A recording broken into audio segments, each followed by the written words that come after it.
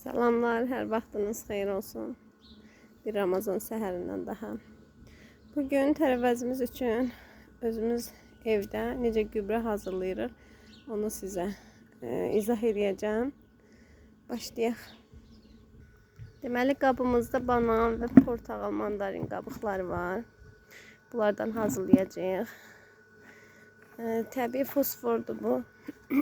Torpaq üçün də çox lazımlıdır. Minerallardır tərkibi. Ona görə bunu indi su tökəcəyik, üstünə əlavə edəcəyik suyu. Və qoyacağıq, bir neçə ay belə qalacaq. Artıq təbii ki, yağış, qar qurtarandan sonra sulama mövsümündə bu gübrənin suyundan qarışdırıb, su ilə biraz daha durulaşdırıb, onlardan istifadə edəcəyik inşallah. Su əlavə eləyək.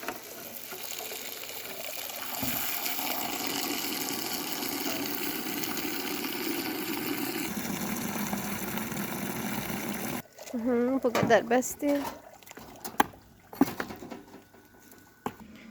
Suyunu bu kadar elədik, çünki yenə əlavə atacağıq içərisinə olduqca.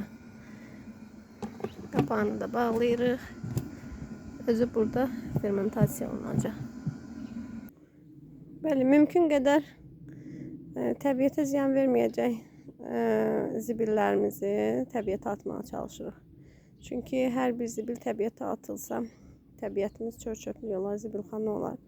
Ona görə siz də mümkün qədər təbiətdə, torpaqda əriyib yox ola biləcək şeyləri, yəni təbiətə atın, torpağa bastırın.